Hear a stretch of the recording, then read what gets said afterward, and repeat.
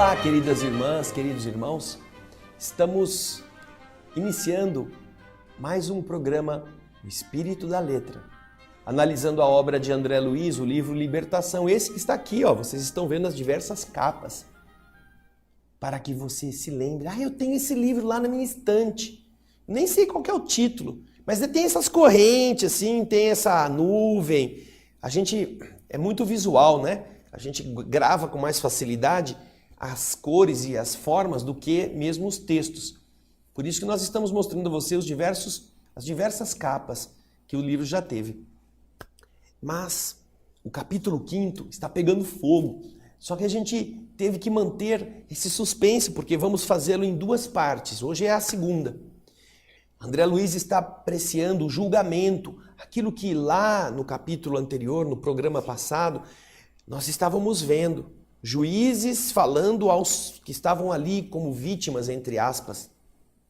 Mas, para você se lembrar, nós vamos pegar aquela parte do fim do quarto bloco da semana passada para você posicionar-se. André Luiz está contando que o juiz chamou uma das vítimas, uma das pessoas que estava ali para ser julgadas, uma mulher, e ordenou-a para que na frente de todo mundo ela abrisse o cofre dos seus segredos. E ele disse, imperativo, confesse! Mas antes disso, a gente vai ter que ir para a sala de leitura, né? Senão você não sabe qual que é o texto. Vamos lá então? Vamos ver. Aí está, o confesse, confesse! Determinou o desapiedado julgador, conhecendo a frágil estrutura, a organização débil e passiva daquela mulher a que ele se dirigia. E o que aconteceu? A desventurada senhora bateu no peito, dando-nos a impressão de que ela estava rezando o confiteor. E então ela gritou, lacrimosa, perdoai-me, perdoai-me, ó Deus meu! E como se estivesse sob a ação de droga misteriosa que a obrigasse a desnudar o seu íntimo, diante de todo mundo, diante de nós, falou em voz alta e pausada. Matei 4 filhinhos inocentes e tenros e combinei o assassinato do meu intolerável esposo. O crime, porém, é um monstro vivo. Perseguiu-me enquanto me demorei no corpo. Tentei fugir-lhe através de todos os recursos em vão. E por mais que buscasse afogar o infortúnio em bebidas de prazer, mas me chafurdei, mergulhei, me atolei no charco, no lodaçal de mim próprio. De repente, parecendo sofrer a interferência dessas lembranças menos dignas, começou a gritar, quero vinho, vinho, quero prazer. Em vigorosa demonstração de poder, triunfantemente, o magistrado afirmou: como libertar semelhante fera humana ao preço de rogativas e lágrimas? E em seguida, dirigindo sobre ela as irradiações que lhe emanavam do temível olhar, asseverou, afirmou, decisivo, peremptório: a sentença foi lançada por si mesma. Você não passa de uma loba. De uma loba. À medida que ele repetia essa afirmação, como se ele procurasse convencê-la, induzi-la a se sentir na condição desse animal, notei que a mulher, profundamente influenciável, modificava a expressão do seu rosto, da sua forma. Entortou-se-lhe a boca. A nuca, a cerviz, se curvou espontânea para a frente. Os olhos se alteraram dentro das órbitas. Uma simiesca expressão, uma expressão de macaco revestiu-lhe o rosto. Via-se, evidente, naquela exibição de poder, o efeito do hipnotismo sobre o corpo perispirítico, o corpo vibratório. Em voz baixa, procurei recolher o ensinamento de Gúbio, que me esclareceu num sussurro. André, o remorso é uma bênção, sem dúvida, por nos levar à corrigenda, mas também é uma brecha através da qual o credor se insinua, cobrando o pagamento. A dureza coagula-nos a sensibilidade durante certo tempo. Todavia, sempre chega um minuto em que o remorso nos abre, nos descerra a vida mental aos choques de retorno das nossas próprias emissões.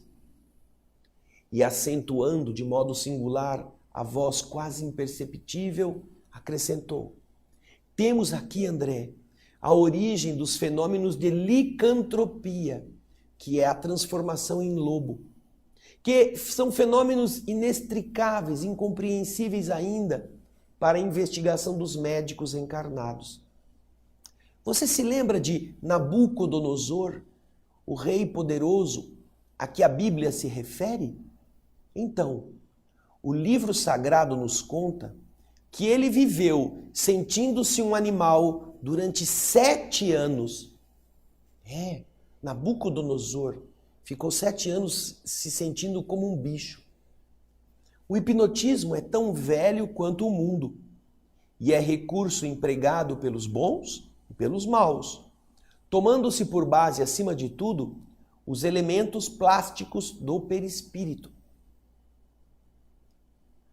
Notando, porém, diz André, que a mulher infeliz prosseguia guardando estranhos caracteres no semblante, perguntei: esta irmã infortunada permanecerá daqui para frente em tal aviltamento da forma, em tal degradação da sua aparência? Terminada uma longa pausa, o instrutor informou com tristeza: ela não passaria por essa humilhação se não a merecesse. Além disso, André, se ela se adaptou às energias positivas do juiz cruel, em cujas mãos veio a cair, pode também se esforçar interiormente, renovar a vida mental para o bem supremo e afeiçoar-se à influenciação de benfeitores que nunca escasseiam, que nunca faltam na estrada redentora. Tudo, André, em casos como este, se resume a problema de sintonia. Onde colocamos o pensamento, aí se vai desenvolver a nossa própria vida. O orientador, porém, não conseguiu continuar.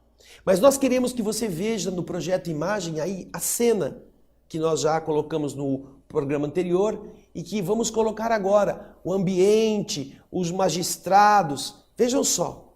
Ali estão aqueles que fazem parte desse julgamento. Lá embaixo deles, embaixo daquela saliência, estão os lictores carregando as machadinhas. E aqui, logo à frente, você vê a mulher de 4, com o rosto transformado, o corpo rastejando,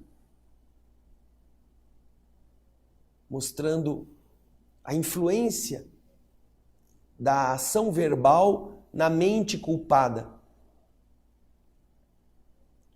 É uma cena interessante para nós meditarmos a respeito, quando fixamos nossos pensamentos em coisas que não são positivas, quando falamos coisas que não são boas, como isso induz em nós e nos outros reações de tristeza ou de degradação. Diz André agora: ao redor de nós, as lamentações se fizeram estridentes. Exclamações e interjeições de espanto, de dor, eram proferidas sem rumo. O magistrado que detinha a palavra determinou silêncio e recriminou asperamente a atitude dos queixosos. Logo após, notificou que os espíritos seletores se materializariam em breves minutos e que os interessados poderiam solicitar deles as explicações que desejassem.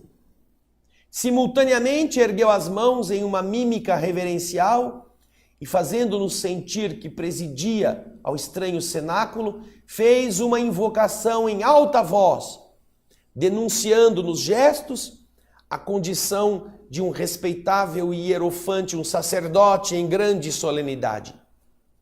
Terminada que foi essa alocução, esse breve discurso, um vasto lençol nebuloso, semelhante a uma nuvem móvel, apareceu na tribuna, que se mantinha até então vazia, despovoada.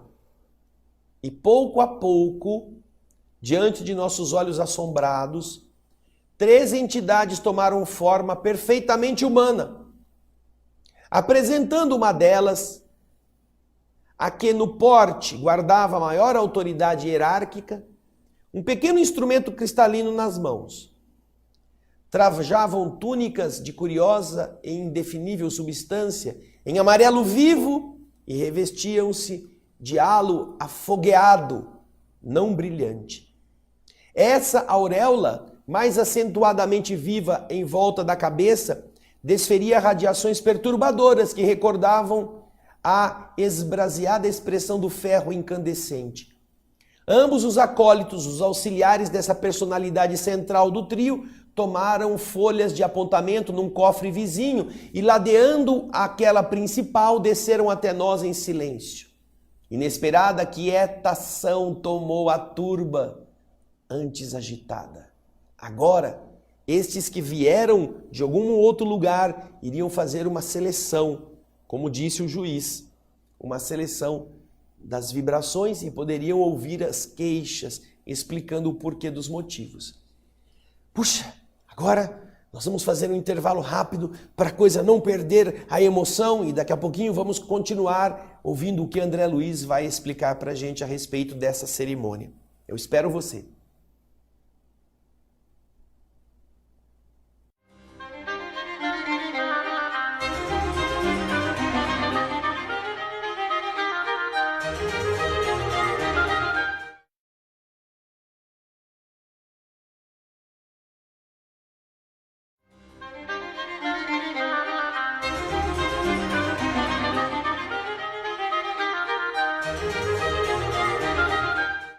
Olá, queridas irmãs, queridos irmãos, estamos de volta no segundo bloco da segunda parte do capítulo 5º, operações seletivas. Vamos ver por que se chama operações seletivas.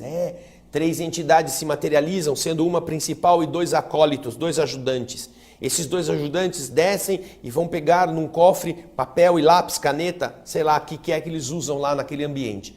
Enquanto a entidade do meio, a mais elevada, tem um cristal na mão. E agora, nós vamos ver o que o André Luiz está contando para a gente. Acompanhe o texto. Ainda não sei de que desconhecida organização esses funcionários espirituais provinham. No entanto, reparei que o chefe da expedição tríplice mostrava infinita melancolia na tela fisionômica. Melancolia. Levantou ele um instrumento cristalino à frente do primeiro grupo, formado de 14 homens e mulheres de vários tipos. Efetuou observações que eu não pude acompanhar e disse algo aos companheiros que se dispuseram à anotação imediata. Antes, porém, que se retirasse, 2 membros do conjunto avançaram implorando socorro. O primeiro suplicou: justiça, justiça, estou punindo sem culpa. Eu não tenho culpa nenhuma, eu fui um homem de pensamento e de letras entre as criaturas encarnadas. Por que deverei suportar a companhia dos avarentos? Olhando o seletor, angustiadamente reclamou: se escolheis com equidade, livrai-me do labirinto em que me vejo.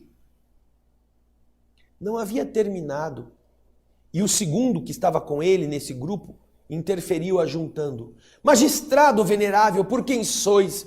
Não pertenço à classe dos sovinas.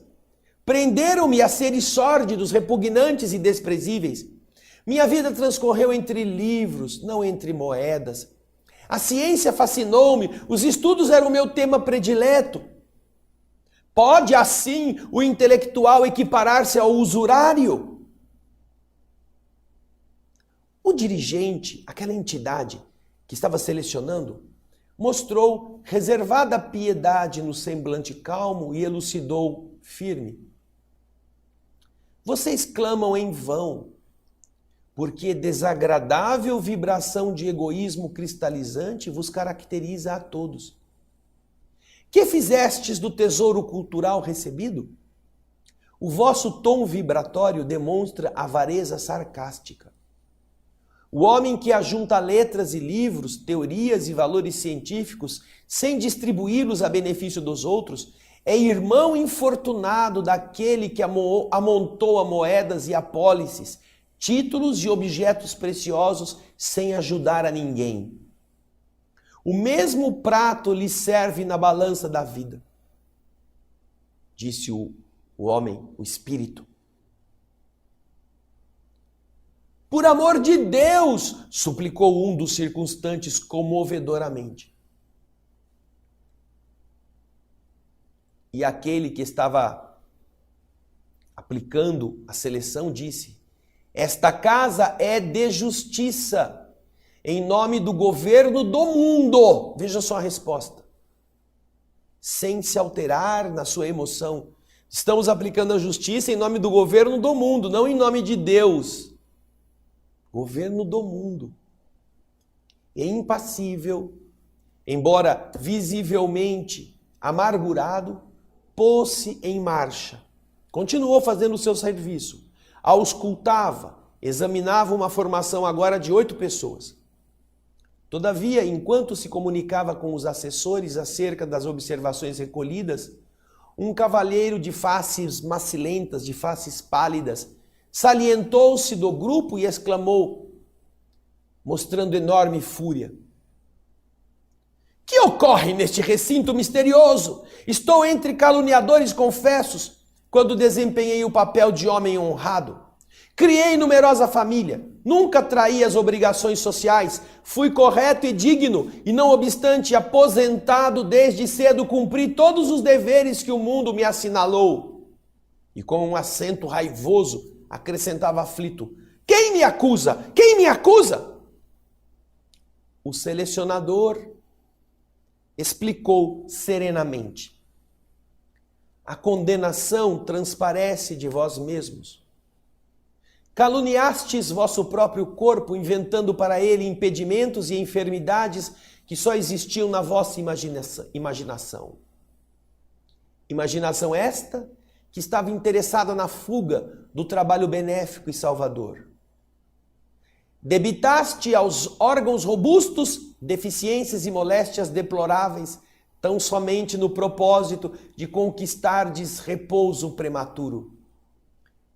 Conseguistes aquilo que pretendíeis.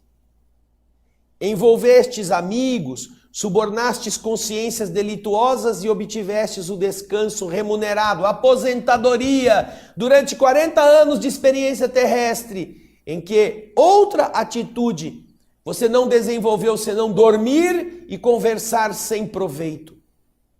Agora, é razoável que o vosso círculo vital, que as energias que estão à sua volta se identifiquem ao círculo de tantos outros que mergulharam no pântano da calúnia criminosa.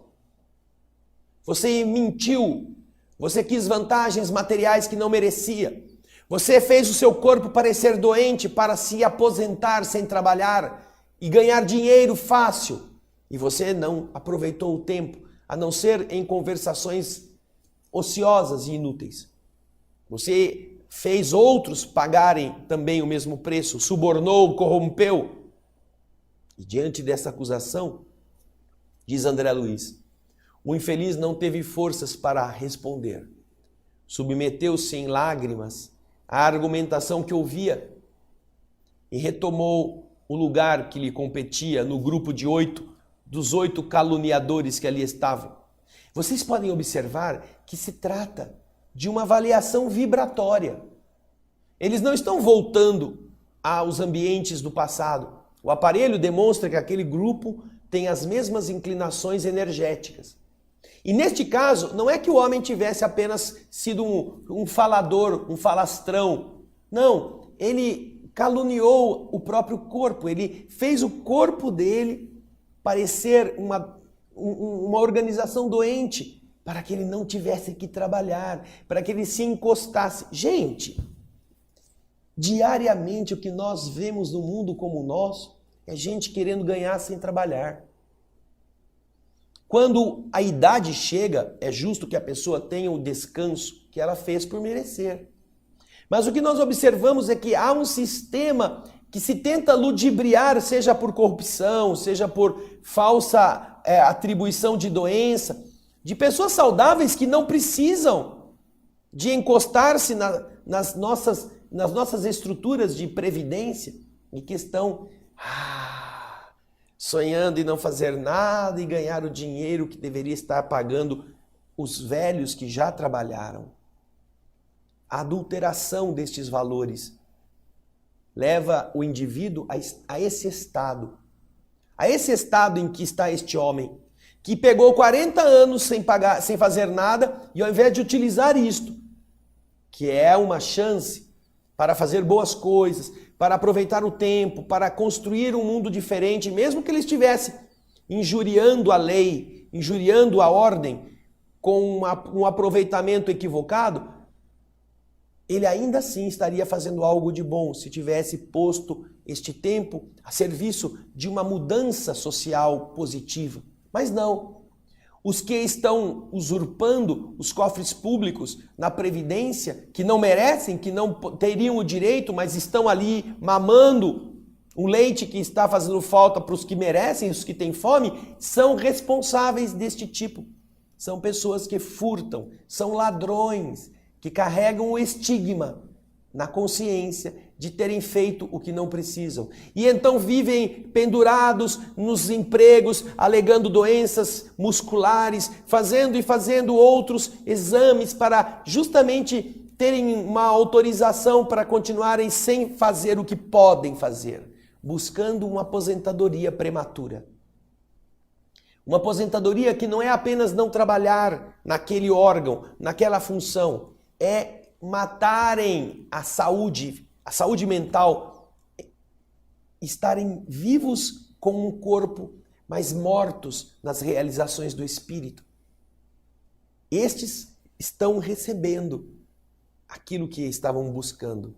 E quando morrem, não conseguem fugir. A consciência culpada, porque todos nós estamos no universo, filhos da divindade, com a lei de Deus escrita na consciência.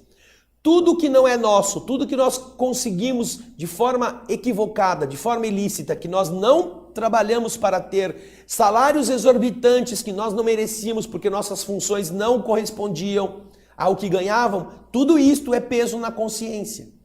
As pessoas sabem que estão usurpando, porque a consciência tem essa noção. E quando o corpo morre, esta consciência vai para o outro lado lúcida.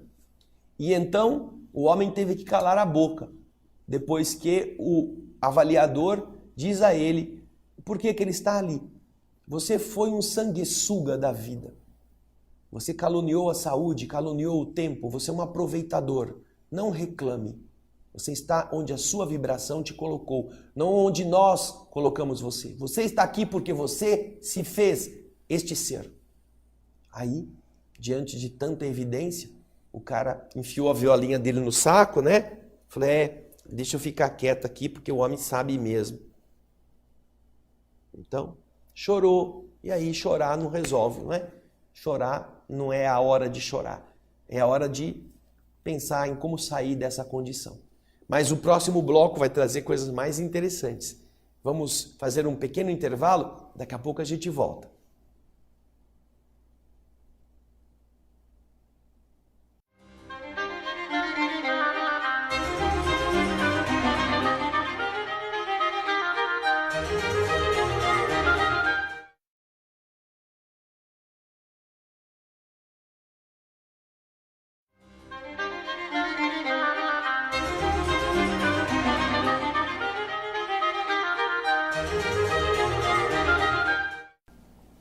Estamos de volta com o terceiro bloco agora, as apurações das vibrações estão sendo feitas com aqueles grupos que estão lá embaixo. E André Luiz continua descrevendo para a gente. Ele diz assim, olha, alcançando o terceiro grupo, constituído de mulheres diversas, mal havia aplicado o singular instrumento ao campo vibratório que lhes dizia respeito, foi o mensageiro abordado por uma senhora, pavorosamente desfigurada, que jogou na cara dele atrozes, impiedosas queixas. E ela começou a dizer: por que tamanha humilhação? Fui dona de uma casa que me encheu de trabalho. Voltei para cá rodeada de especiais considerações, naturalmente devidas ao meu estado social, e me arrebanham entre mulheres sem pudor. Que autoridades são estas que impõem a mim, dama de nobre procedência, o convívio com as prostitutas, as meretrizes? Indignada, não é? Forte crise de soluços embargou a sua voz. O selecionador, no entanto, dentro de uma calma que mais se avizinhava da frieza, declarou sem rebuços, sem disfarces. Não alisou ninguém, não. Ele disse: estamos numa esfera onde o equívoco, o engano, se faz mais difícil. Consultai a própria consciência, disse ele para a mulher. Teríeis sido realmente a padroeira de um lar respeitável como julgais? O teor vibratório afirma que as vossas energias santificantes de mulher, em maior parte, foram desprezadas. Vossos arquivos mentais se referem a desregramentos emotivos em cuja extinção, em cujo apagamento gastareis longo tempo. Ao que parece, o altar doméstico não foi bem o vosso lugar. A senhora gritou, gesticulou, protestou, mas os selecionadores prosseguiram na tarefa que se impunham. E aqui nós vamos fazer um parênteses. Vejam só. Os espíritos, quando estamos encarnados, nós temos um corpo, nós temos uma roupa, nós temos todo um trejeito social. E nós nos medimos pelas aparências. Então existem pessoas egoístas que parecem ser caridosas, mas estão fazendo a caridade para aparecer. Existem pessoas despóticas que se colocam como democratas, mas na verdade querem impor uma ditadura, criando caminhos tortuosos de desequilíbrios com os quais fica mais fácil mandar, comprando a aquiescência das pessoas com dinheirinhos, migalhas, gotas, restos. Existem pessoas que parecem ser muito cultas, mas que na verdade têm apenas um verniz da erudição e são criaturas ignorantes ao máximo. Existem pessoas que têm a aparência de religiosidade e são, no fundo, criaturas mundanas.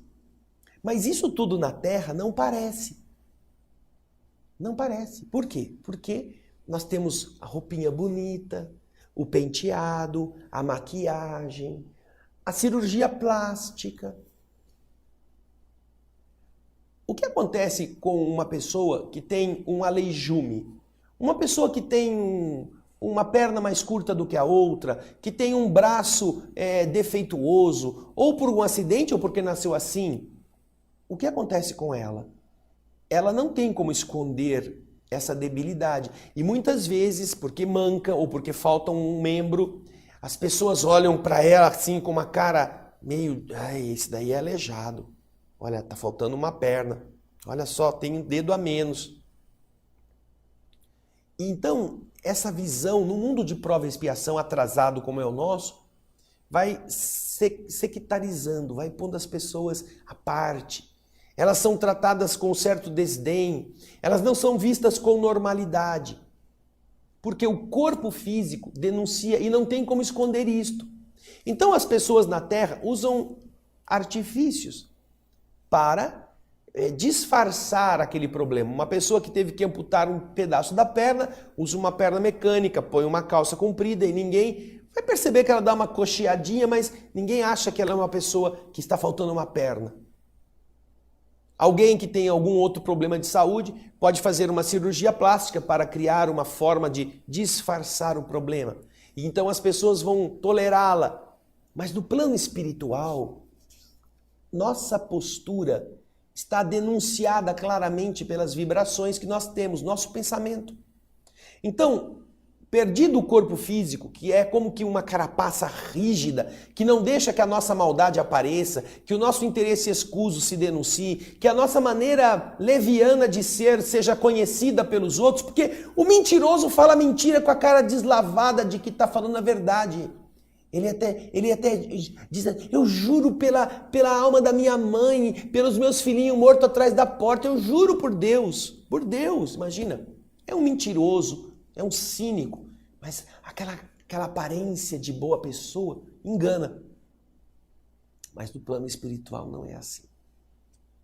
A nossa vibração dominante é aquela da nossa essência.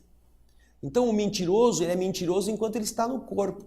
Do outro lado, ele é apenas um falastrão que todo mundo conhece. Ele não engana mais ninguém, porque a vibração anuncia isso. E essas pessoas que estão neste ambiente, elas acham que elas podem bancar as boazinhas, bancar os honestos, bancar os puros, bancar os injustiçados, porque estão acostumados a fazer isso no mundo. No mundo eles esbravejam como se eles estivessem sendo tratados de maneira errada, e as pessoas, nossa, desculpa, foi sem querer, eu não pensei que eu estava fazendo isso. Mas no plano espiritual você pode esbravejar que a sua marca registrada está ali. E os espíritos conhecem, tanto os inferiores quanto os superiores. Porque eles leem em nós quais são os nossos defeitos, os nossos vícios. A nossa mente, acostumada ao fingimento na Terra, terá muita dificuldade de assumir-se no plano espiritual. Isso é um problema grave. Quando nós chegamos do outro lado da vida, acostumados a fazer de conta, a ter relações mentirosas, a sermos cínicos, a olharmos para a pessoa chamando de amigo e na verdade estamos com inveja, estamos desejando mal, isso tudo vai cair, todas essas máscaras vão para o chão. E assim, do lado de lá, enquanto a gente tem a ingenuidade de que a gente continua fingindo, tudo que nós estamos fingindo é conhecido pelos espíritos. E acontece isso que você está vendo. A mulher se queixava de que ela estava entre as meretrizes e, na verdade, ela estava justamente junto com aquelas que ela realmente igualava. Porque, eu sou da sociedade, tive uma vida, meu lar foi o meu altar. Mentira, você foi uma prostituta de luxo. Você foi uma interesseira, você vendeu-se ao prazer, você seduzia os homens que te interessavam conduzir. Era isso que ela fazia. Mas dava sempre aquela atmosfera de santidade de uma pessoa da alta sociedade, uma pessoa de respeitabilidade. Então, essa fantasia acaba. E o mundo espiritual está mostrando isso para a gente. Melhor que a gente termine com ela por gosto, agora. Melhor que a gente aprenda a fazer as coisas com licitude e correção. Se você não gosta de alguém, que você diga isto, que você não se esconda, que você não seja um animal, uma serpente, um réptil desses esperando para dar o bote. Que você seja autêntico. Que nós aprendamos a ter essa autenticidade, mesmo para demonstrar que a gente não gosta, mesmo para dizer, olha, eu não sei, mas eu não tenho simpatia por você, você nunca me fez nada, eu gostaria muito que você me perdoasse. Você está sendo autêntico, você está sendo limpo e a sua mente está funcionando neste padrão. Agora, ir na igreja, falar, ai Jesus, me ajuda, por favor, eu estou precisando tanto que você me dê mais um dinheirinho que está faltando. E depois sai da igreja e compra o ingresso para ir no jogo de futebol. Cara de pau, né? Cara de pau. Está precisando de ajuda e está comprando bebida. Foi pedir a Deus para ele aumentar o seu salário e está gastando em cigarro, em coisas que são totalmente supérfluas.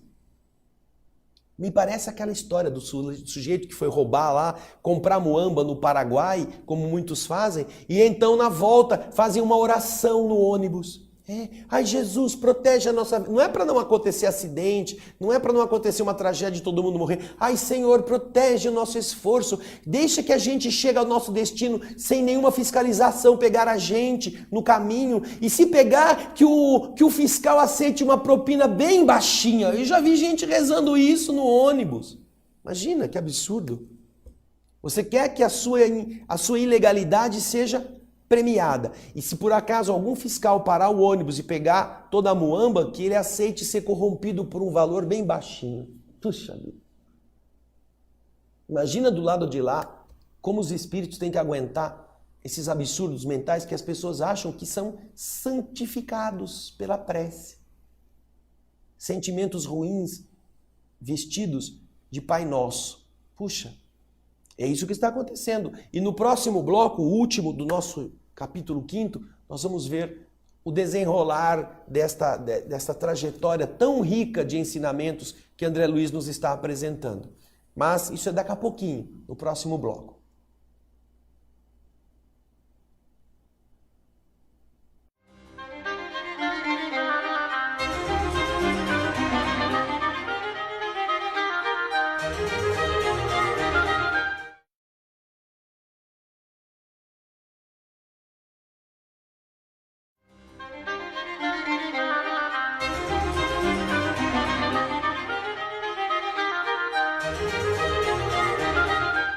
Estamos de volta com o último bloco do capítulo 5º, que está falando sobre aquela reunião seletiva, aquela avaliação seletiva que agora estamos vendo como está sendo feita. Esses seres que vieram plasmados de algum outro ambiente, naquela reunião, agora, estão descendo ao ambiente onde estão os grupos separados por vibrações semelhantes. E já viram os que eram os maldosos, os caluniadores, depois os avarentos, depois as prostitutas. Aí, André Luiz está contando o que nós vamos agora acompanhar na sua fala. Acompanhe o texto. Ao nosso lado, aplicou o instrumento em que se salientavam pequeninos espelhos e falou para os auxiliares, definindo a nossa posição. Entidades neutras. Olhou-nos com penetrante fulguração, com penetrante brilho no olhar, como se nos surpreendesse, como se ele soubesse quem nós éramos, mudo. Sabendo as nossas intenções mais profundas e sem falar nada, passou adiante. Convocado por mim, Gúbio esclareceu. Não fomos acusados. Ele viu a nossa condição de neutralidade, mas não fomos detectados. Será possível que nos engajemos no serviço que estamos buscando realizar. O Eloy perguntou, que aparelho vem a ser este? Eu também estava curioso, disse o André. Mas o Eloy, mais rápido, sacou a dúvida e perguntou, que negócio é esse que ele está carregando? O orientador não se fez de rogado e elucidou. Trata-se de um captador de ondas mentais. A seleção individual exigiria longas horas. As autoridades que dirigem, que dominam nestas regiões, preferem a apreciação em grupo, o que se faz possível pelas cores e pelas vibrações do círculo vital que nos rodeia a cada um. E por que nos considerou neutros? Perguntei eu por minha vez. E ele respondeu, o instrumento que ele está carregando não é suscetível, não é sensível, não é capaz de marcar a posição das mentes que já se transferiram para a nossa esfera. Já estamos em um outro nível. Esse instrumento é usado como um recurso para identificação dos perispíritos desequilibrados. E ele não atinge a zona superior. Mas, André Luiz é curioso, né?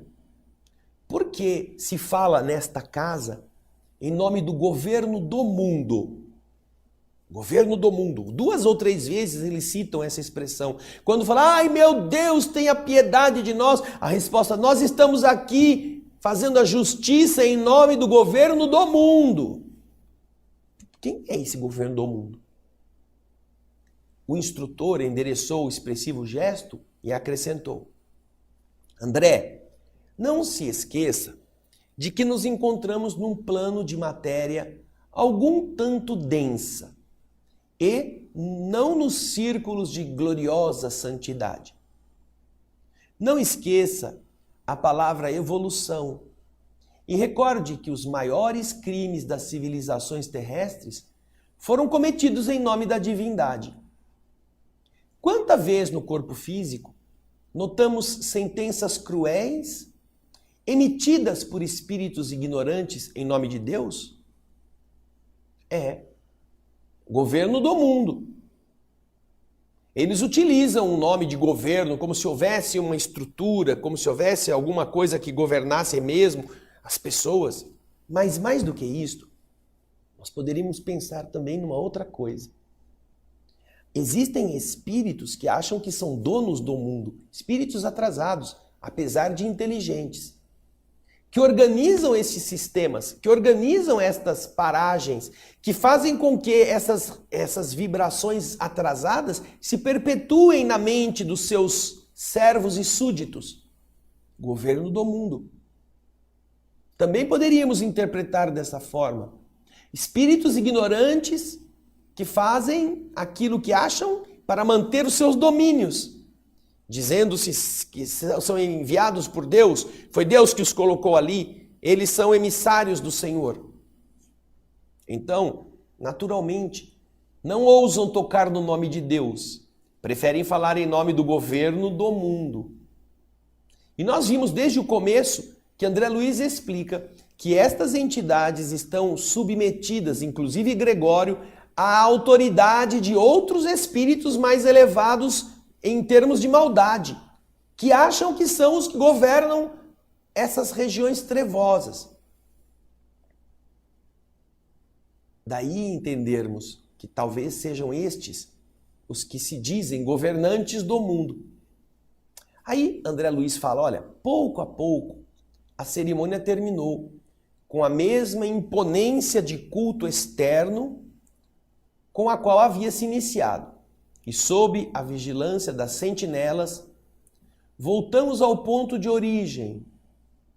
Aquele cubículo onde eles estavam, guardando inesperadas meditações e profundos pensamentos. Agora terminou o teatro suntuoso, o teatro ostentador. Já notaram que todas as manifestações do atraso precisam de burocracia? O atraso precisa de burocracia para encantar. E todos os espíritos que se encantam pela burocracia, seja pelo festival de encenação, pela espadinha, pelos diversos contornos de cerimonialismo, são espíritos suscetíveis a estes padrões de dependência psicológica. Nós vemos pessoas se encantarem com igrejas em que há retumbância, há cultos barulhentos, há ações assim esdrúxulas, rituais. E isto por quê? Porque são espíritos que gostam destes fenômenos, que é o que mantém a pessoa encantada, mantém a pessoa... Eu já vi pessoas, por exemplo, sonharem, mesmo sendo de outras religiões, de se casarem na igreja católica, com aquele vestidão, aquele ritual de entrada solene, aquelas coisas em padrinhos, e cada vez eles inventam uma coisa diferente no certame da cerimônia. Mas você não é dessa religião que você está querendo. Mas é o meu sonho. Rufam os tambores, abrem-se as portas da igreja, desce o cortejo. São aquelas manifestações tribalistas que demonstravam imponência, poder, aquela coisa da autoridade, próprias de espíritos que estamos no mundo de prova e expiação, atrasado. todo o ritualismo, quando é mantido, se é um primeiro momento em que ajuda os seres a acordarem, ele é aceitável. Mas quando ele é mantido, é uma forma de domínio, é uma forma de submissão de consciências inferiores e débeis às consciências lúcidas que os hipnotizam através desses fenômenos. Conheço instituições de diversas crenças que usam inclusive um sistema hierarquizante em roupas, em cores, em atavios, em símbolos, para fazerem com que na religião uns se considerem menos para com o desejo de subirem, de se submeterem mais, de baixarem cada vez mais a cabeça para se tornarem mais importantes. Mas para manterem os rituais. Porque uma vez que você extinga os rituais, muitas pessoas vão perder o interesse de comparecer ali. Muitos não quererão trabalhar por amor a Deus somente, sem terem uma posição, sem terem uma função específica na instituição, sem se sentirem, eu sou quem entro nesta sala, eu que sou o que aplico o passe, eu sou o médium que recebo o espírito e todo mundo fica olhando para mim.